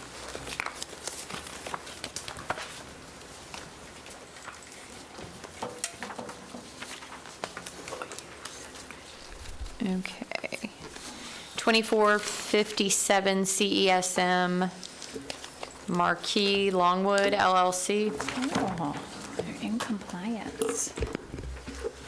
This is a good news one. Yay. This is happy. Happy one. Good afternoon. Good afternoon. Hello. Ruth Goldstein, Program Coordinator for Building Division. Thank you. Case 24-57 CESM. Property owners are Marquis Longwood LLC, for property located at 855 North US Highway 1792 in Longwood. Seminole County is in compliance. In my original order, were there any continuances? It was just complied with straight? Affidavit of compliance was filed by the inspector after reinspection February 11th, 2025. The compliance date was March 12th, so they came into compliance prior to their Okay. compliance date. You get to go home. Goodbye. Thank you. That's all. You're done. Oh, really? You're done. Well, we do want to apologize, for our non-compliant tenant that was on our property, and we also wanted to say how much we appreciate Seminole County's efforts in working with us to correct these violations, and we do look forward to rebuilding our positive relationship with you guys that we've had in the past, and look forward to the future. Well, it's rebuilt, as far as I'm concerned. You Okay. did a good job. Thank you. Well, thank you. 2470 CESM. Who's going next? 2460? No, 70. Got it, thank you.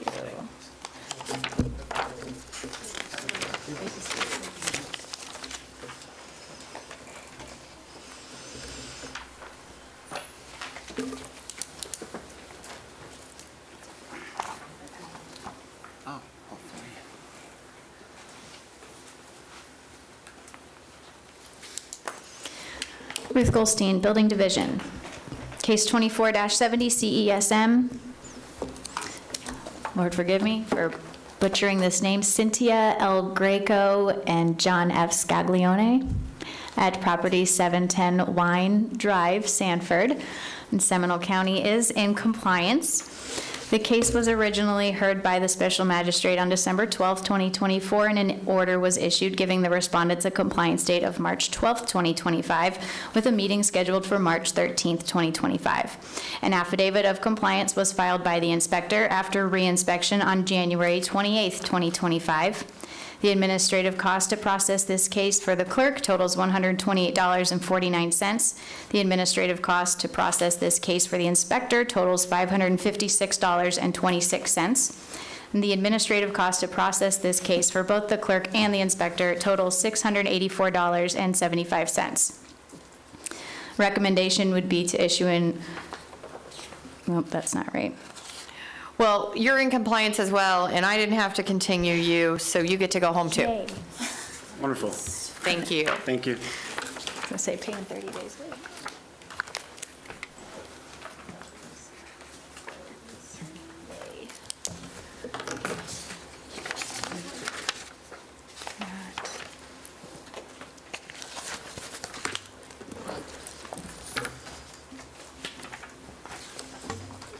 Cynthia. 2471 CESM, Mary Beth and Tyler Carlson.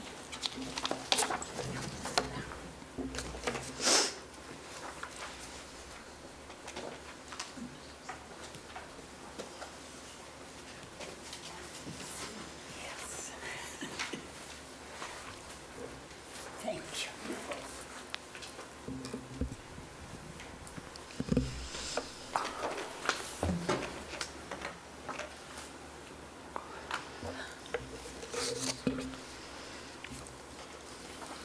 Ruth Goldstein, Program Coordinator for Seminole County Building Division.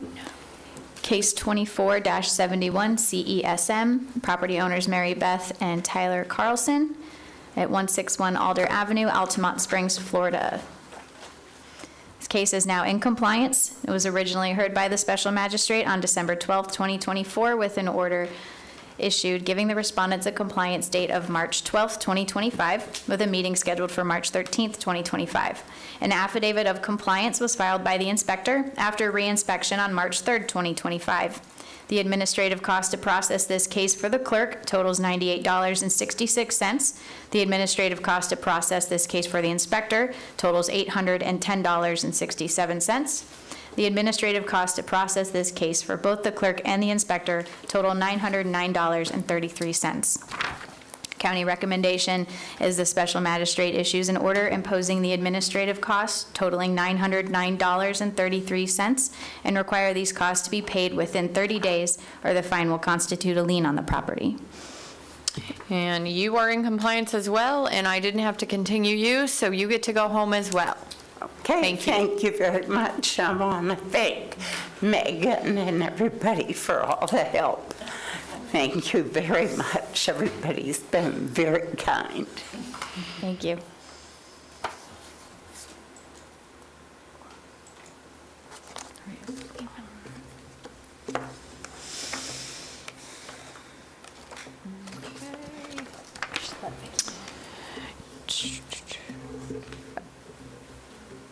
Wait. Tell Vicky. Okay. I need to tell Vicky she came in compliance. That's right. Is someone here? Are you going to come and inspect? No.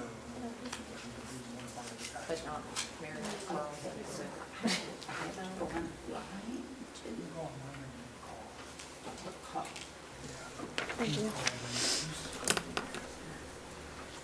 And no one's here for 2479 CESM. Let's go through that one real quick.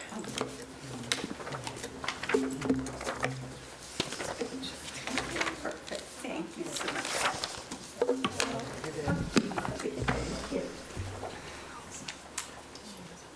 Thank you. Comply, no. Oh, this is my guy. Okay, so this one's in compliance with no continuance, and so Correct. it's complied as well. Done.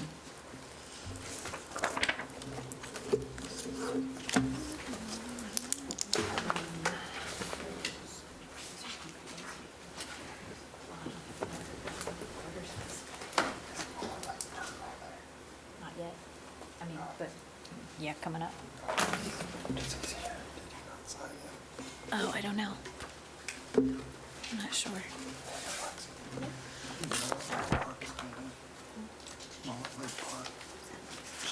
Yeah.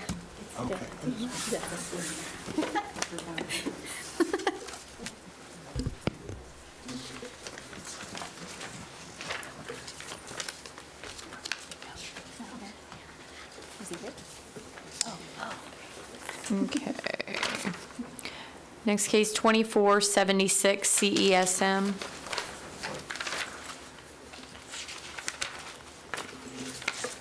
What page is that on?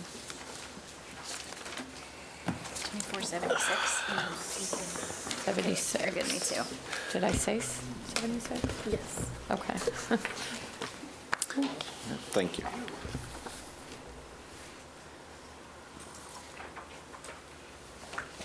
Ruth Goldstein, Program Coordinator for Building Division.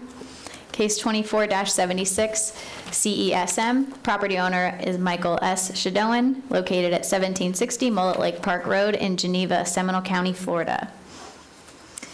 This case was originally heard by the Special Magistrate on January 9th, 2025, and an order was issued giving the respondent a compliance date of March 12th, 2025, with a meeting scheduled for March 13th, 2025.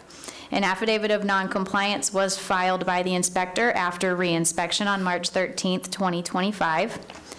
The administrative cost to process this case for the clerk totals $79.16. The administrative cost to process this case for the inspector totals $569.65. The total administrative cost for both the clerk and the inspector is $648.81.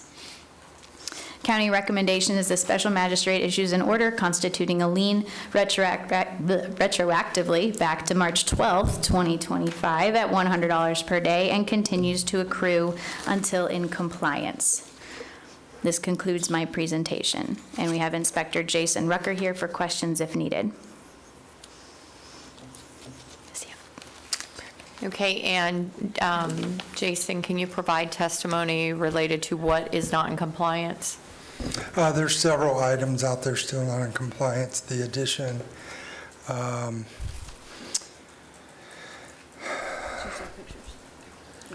Were there any new photos taken before this hearing? Okay, for this hearing. his designer has contacted me. He is in the process of going ahead and getting all the plans done. There are some things they're going to have to do because some of the stuff is covered up. But he's made me aware of that, and we're going to do our best to work with him to try to get him into compliance. So he's still in non-compliance. He's got the shed, the big shed carport in the back area that you can see all the way over on the right. Then the little addition in the center picture. The first picture is just another angle of the kind of like pole barn type structure, but it does need a permit. What's his property zoned? A5? A5. It's A5. It's not agriculturally exempt. He has been in contact with me. We've talked several times since the last meeting. I think he's going to request more time. Okay, since the last hearing on January 9th, he started talking to you right away? Oh, yeah. Mhm. Okay. Yeah. Yeah, when I come last time on January 9th, you'd have never told me I wouldn't have all my permits by now. But when I went to pull the permits, they said I had to have a letter from the health department saying that I'm not encroaching on any of the septic system.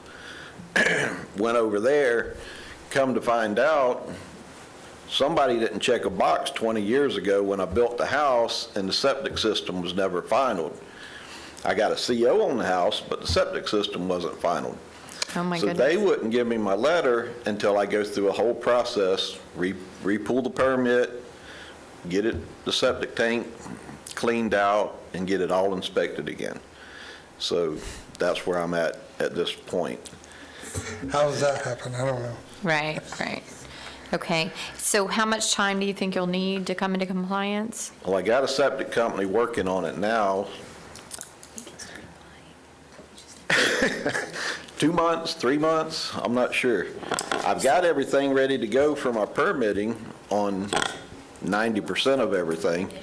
And as soon as I get done with the health department, then the state, that could take some time for the septic alone, and then to get through plan review and zoning review. I don't know if he's going to need variances for any of the structures. I've seen some aerials, but without knowing the use or the setbacks or anything, and whether or not there's wetlands or easements, or I can't speak to where we This doesn't look are. like it's a subdivision. You're on acreage. It's a 5-acre subdivision that he's located in, so there are recorded easements a lot of times over these properties for conservation areas, utility easements that are large. So without doing a lot research or some sort of pre-plan review prior to the septic letter, I'm in no way able to tell you how long it's going to take him to get through review. Okay, I don't see anything wet on your property as far as are there any ponds, natural ponds or anything? there's one back corner that they consider wetland. Okay. Over on the north. Is that a west. man-made pond or is that natural? That's a man-made pond. Okay, because I'm looking at the property appraiser site and there are properties around you that have some natural, but that doesn't. No, we would not require an extensive setback for that. We just require a measurement from the proposed structure to that so that we know that there's enough room for zoning purposes between the bank and the building, so that if there is any sort of erosion, that the structure isn't going to fall into the man-made pond.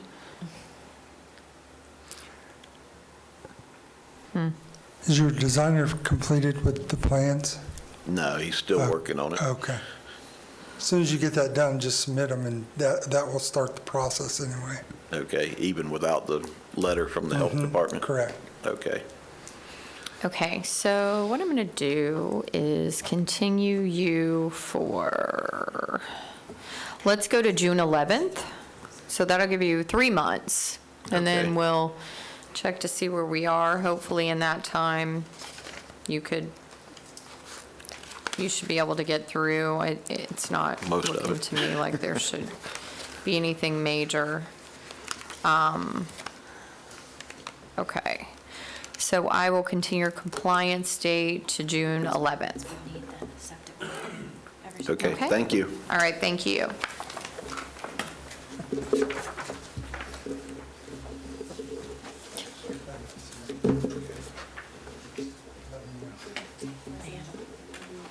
Okay.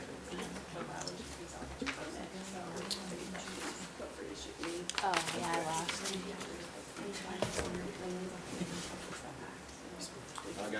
I lost. I lost. I did too, bad. There's still hope for me.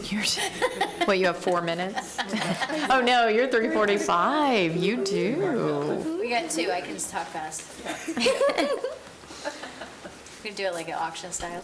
Keep some, 24/7, keep some, going once, going twice. Sold to the lien. Maybe it's a boy.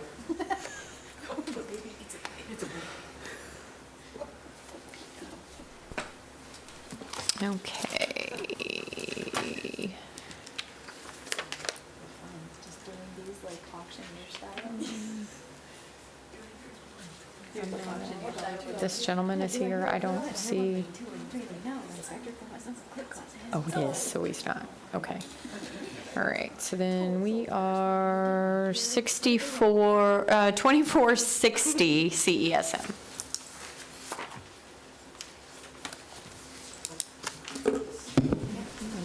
Ruth Goldstein, Program Coordinator for Building Division. 24-60 CESM.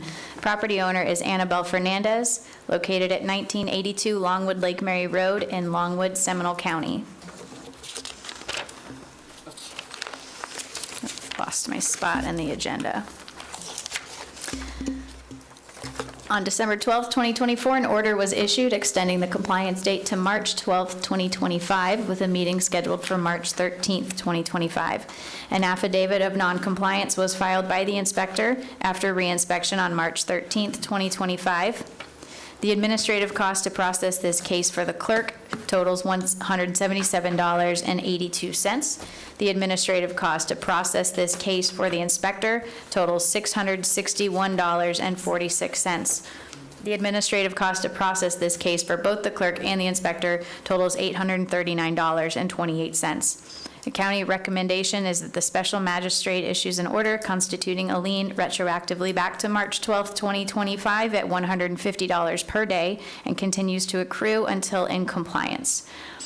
Jason Rucker is here for the building inspector for questions, and this concludes my presentation. Jason, can you please walk me through, first of all, okay, let's go back. Was that green card for today's hearing? Yes. It was received December 31st for today's hearing? Looks like it was signed 12/28. That would make sense since the last hearing was December 12th. So Okay. the order was sent out between the Okay, so 12th and the 28th. So the green card was signed by Mrs. Fernandez, okay? So can you walk me through, Jason, the violations that remain? It's the wood privacy fence around the property. And there still is not a permit that has Correct. been issued for this property? Okay. I'm going to go ahead and find that. Ma'am, if I could speak, she was set to, we gave her this amount of time because she had to go through the variance process.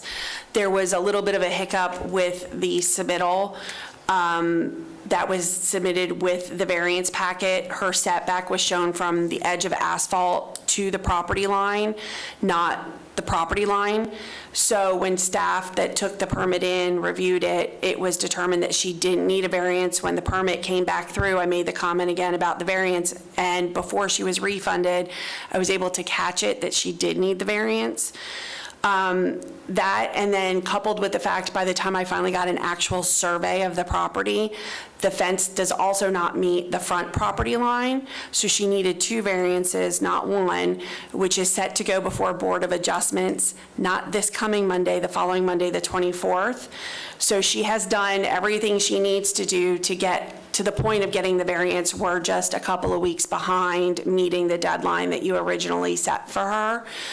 She has picked up her permit or her placard for posting of the notice of the public hearing. That was this past Friday that she had to pick that up. I did not verify whether or not she sent the affidavit of posting back to the clerk, but they have until the date of the hearing to provide that. Otherwise, we would continue it. The site plan is now complete.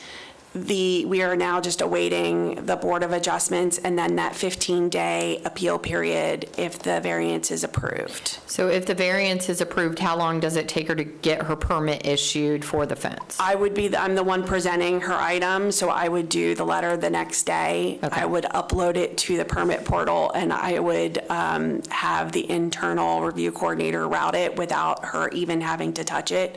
So 15 days post-approval, more or less, maybe another day, depending on my workload, to get that approval letter done, she would have a permit. So if you wanted to set her for 30 days, she should be I compliant. think I can figure out how to set her.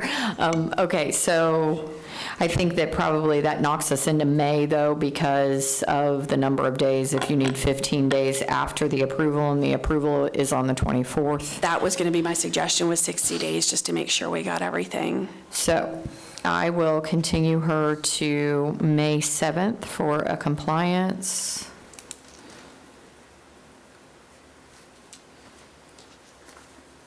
And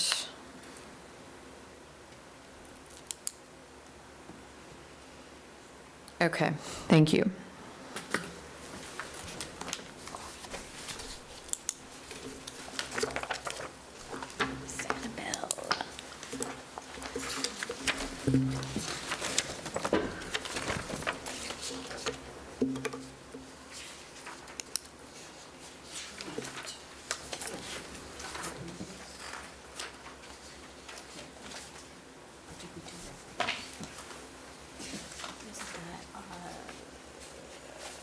Oh, it's carbon.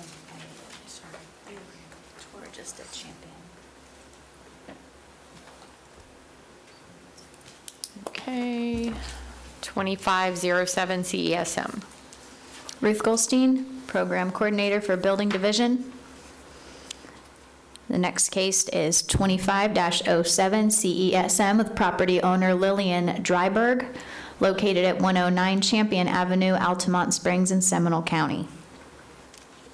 This case was originally heard by the special magistrate on February 13th, 2025, and an order was issued giving the respondent a compliance date of March 12th, 2025, with a meeting scheduled for March 13th, 2025.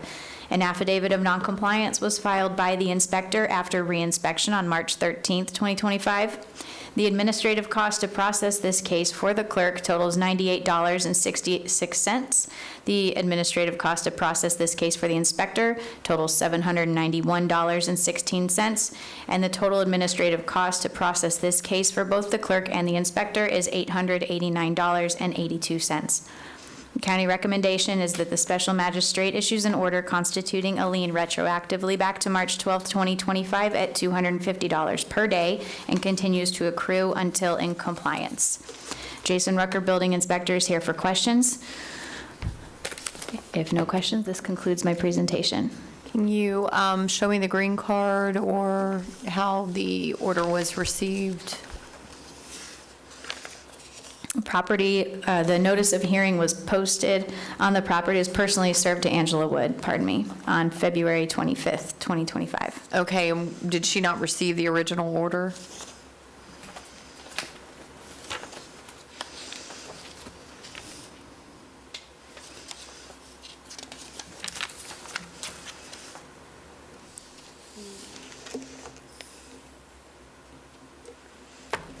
I don't have return for it, but it's sent.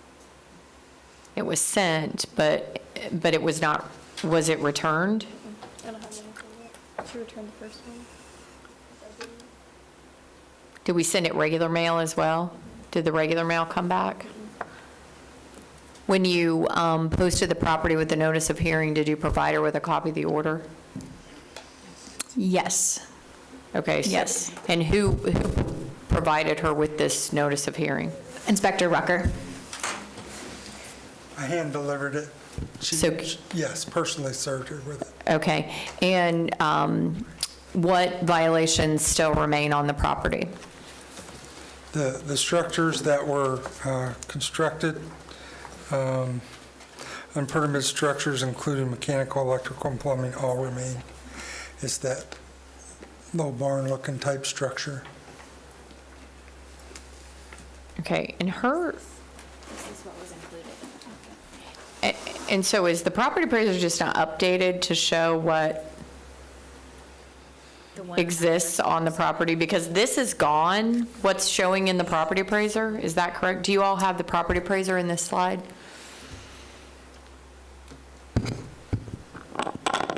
I can speak to they're extremely slow to update the photos, and I do believe it's done as they do the reassessments on as far as what the structure looks like on the main. But Jason, is that structure there? Yes, that is the actual house where they live. And it is still there? Correct. Okay, so these are behind it? Next These to it other? on the side. Okay, okay. It appears that they've split the property with two residences without actually splitting the property. Okay. That makes sense. All right, I'm going to find that in 2507 CESM, Lillian Dryberg has been properly noticed to be here today, and she has failed to show. I'm going to find that the property is still in violation and ratify my prior order of February 13th, 2025. And I'm going to impose the fine of $250 a day, effective and going into effect on March 12th, 2025. And I'm going to impose costs in the amount of $889.82 to be paid within 30 days, or it will be imposed as a lien against the property. And that's all. Thank you. I think that's it. I signed.